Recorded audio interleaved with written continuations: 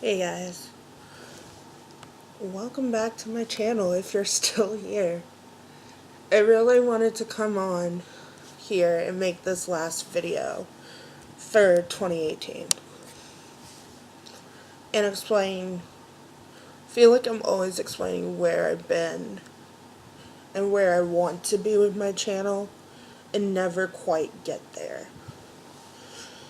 But this year has truly been a year of hell for me.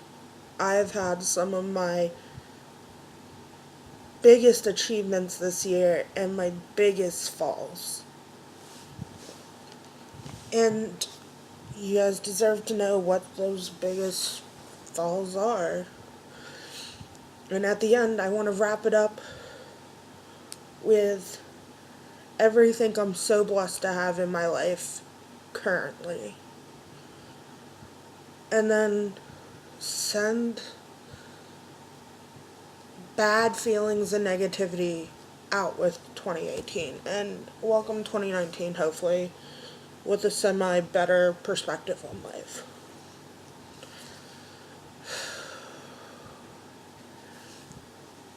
I won't lie. I've been dreading talking about this on camera, in person, to anyone in my life. Because it's one of the hardest things I've ever been through. If you've been on my channel, you've heard me talk about my boyfriend. His name was Joseph. And this year on October 4th, he died. Oh, crap.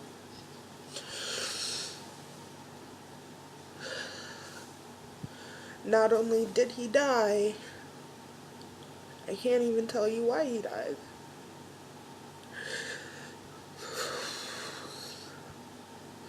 And when I tell you this person was my angel, my soulmate, my other half, my best half, nobody can put into words what he meant to me.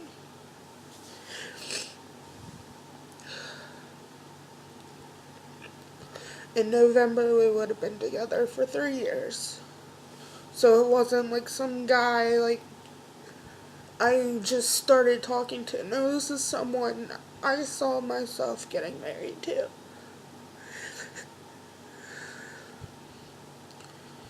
And I want to put this out there. He was the best person I ever knew.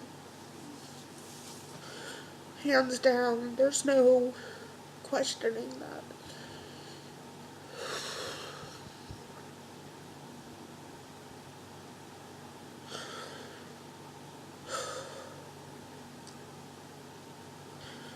The night before he died, we were talking. Everything was good. Because right around the time he died, we'd been fighting a little bit. Nothing like that was major, but that night before he died, we were on the phone together for a couple hours. And I really thought oh, we're finally getting back into the place where we're really good with each other. Because in a 3-year relationship of any type, it ebbs and flows, and there are good times, there are bad times. We were getting back to the good. Really good. And he told me he couldn't wait to call me in the morning before he goes to work. Because we had a schedule where, he'd call. We were long distance, so he called me before he went to work. He would sometimes call me at work. He would call me after work. He was my best friend. He was...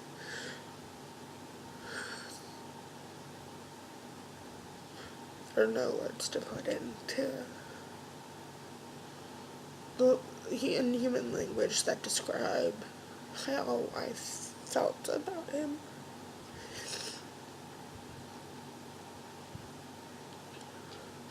Just before we hung up, we told each other we loved each other. And, next morning he didn't call. And that was weird. That was really weird. But sometimes when he got sick, he would just call off work and stay home and go to sleep. And, I wouldn't hear from him till later that night. So I just figured maybe he got sick. He didn't sound sick on the phone, but maybe he got sick. And then his niece messaged me later that night and told me he was gone. It felt like the world had been pulled out from under me.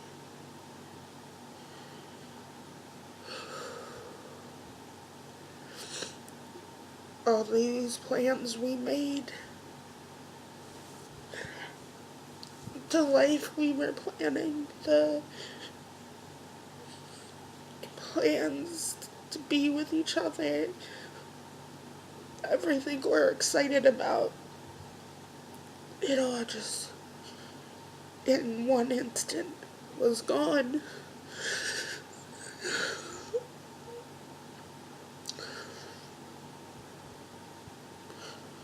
And people in real life know I'm not this planner. I was very open about how I never wanted to be married in my life.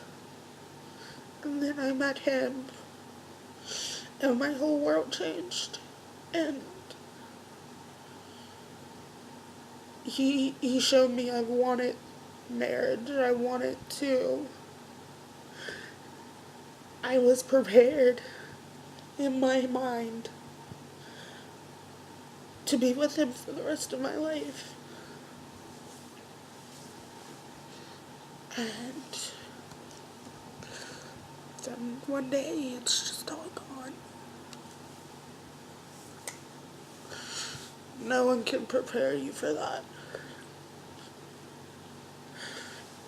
No one.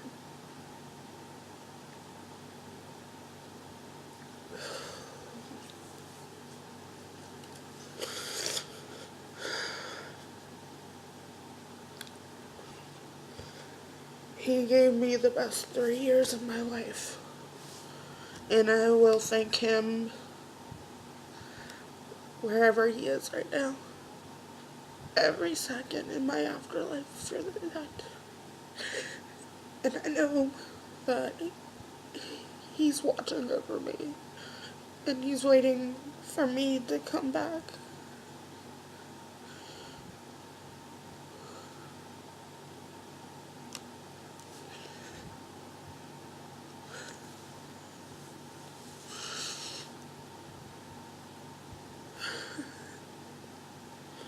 The last part of this year has been a nightmare.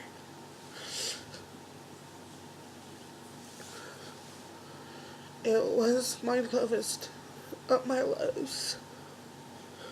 I've talked about on here, I struggle with mental health. And it just got so bad.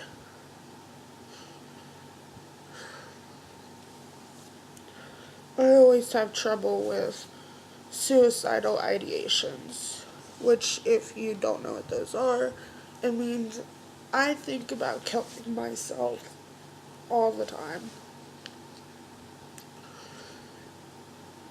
But it wasn't until he died that the ideations, the ideas of dying became, I don't know if I'm actually, like, before it was like, I know I'm not going to kill myself.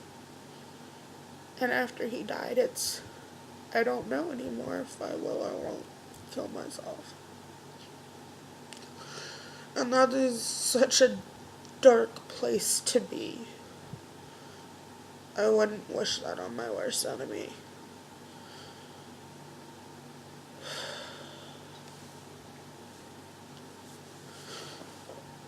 But he would want me to live.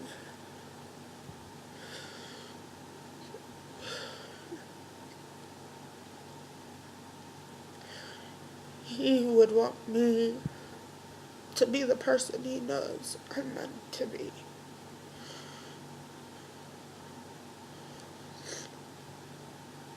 And I have to. Because he's the one person I will never let down. So, he's no longer with me, but he's always with me at the same time.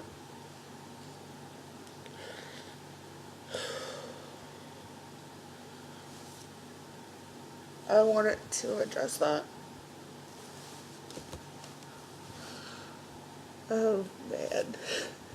It honestly is the hardest thing to talk about for me. But I want to round this year out on a high note.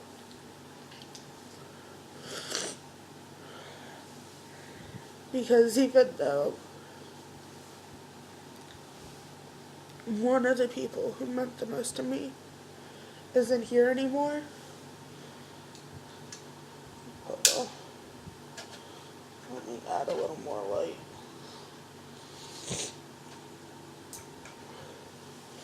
Even though the person I love the most isn't here anymore, there are people on this planet that I still love and have been my rocks, especially the past few months. My brother from another mother, Oscar, has seriously been the best person I could ask for. He is truly my brother. Like, you don't have to be related to know family, and he's my family. My friend Brittany, my best friend Brittany, my friend Kathy are all such rocks for me, and I don't know where I'd be in this world without people like that just kind of holding me down. And on top of that, I went from having only one of my parents in my life to having both of my parents in my life this year, which is insane. Like, I never thought I would ever know my father.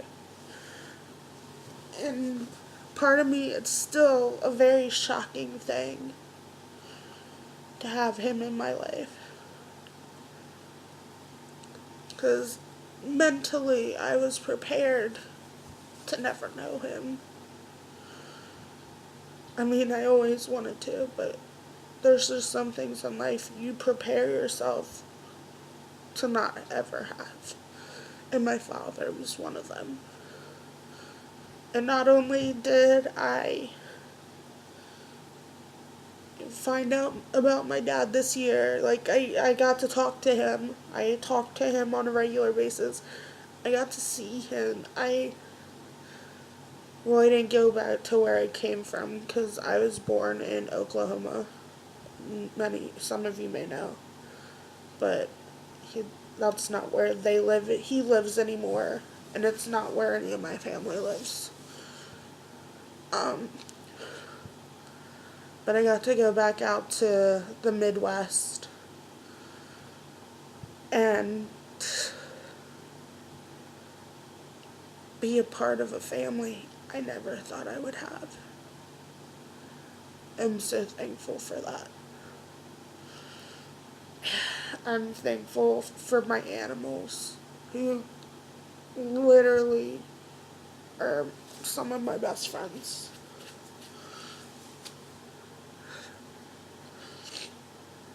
Or if you don't know, if you've been on this channel, you know about my chihuahuas. I have 2 chihuahuas, and they are the best things in the world. Come here, Buggy. Come here.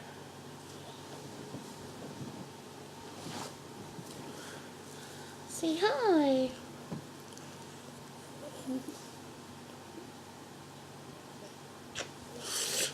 This is my teddy bear.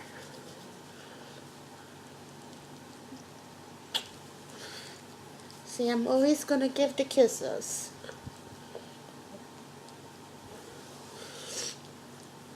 I can't believe she's turning 9 years old. Yeah. Are you an old dog? She's literally my baby.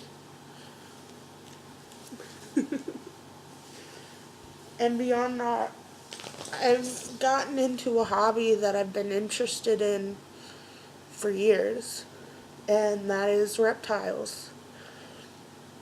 Beginning in 2019, I think I'm really going to focus on my animals and animal education. And if you want, I can do videos on reptile conventions that are in Maryland, because the reptile game in Maryland is kind of weak. I'm not gonna sit here and lie. And maybe that's just because I don't know many people. But, like, even when I'm, like, searching through, like, the reptile forums and stuff for Maryland, it's not easy finding what I want. I have 2 species of geckos. I keep leopard geckos, which, if you don't know, are a terrestrial gecko that come from Afghanistan, Iran, northern India, kind of like a rocky desert type land. And then I own crested geckos, which are a New Caledonian gecko who were thought to be extinct until 93, 94. So, and I love both species for different reasons. And I think my love for animals is just going to keep growing. And my love for educating people about reptiles and how awesome they truly are. I'm pretty sure my friends and family are sick of hearing about reptiles. But on that note, because I started keeping reptiles, it has actually encouraged my mother to want her own reptiles, which I think is awesome. And I think people who rescue and work with these animals are true MVPs. Because when it comes to reptiles, you don't have to just think about. There's a lot of perceptions that go into owning reptiles that I don't think a lot of people talk about. Like, my grandparents, well, my grandmother told me that reptiles aren't animals and they shouldn't be pets. I completely disagree. I've had people ask me, well, do you really need to rescue reptiles? And I'm like, if you think there should be cat and dog rescues, then yes, there should be other type of animal rescues. So, that's where I'm trying to put myself in 2019. I want to focus on building a business, and beyond that, being happy. 2018, I haven't been happy. I've found communities of people who really accept me. The reptile community. The Funko community, the collecting community, the animal community in general, makeup community. Those are all communities I've been embraced into and I'm so thankful for. I want to keep pushing forward. I have to. Like I said, I'm not going to let Joe down. And above all else, all he ever wanted from me was to be happy. So it's time I start being happy. So here's to many more years and videos and animals? Maybe. I hope you guys have a good New Year's. Bye.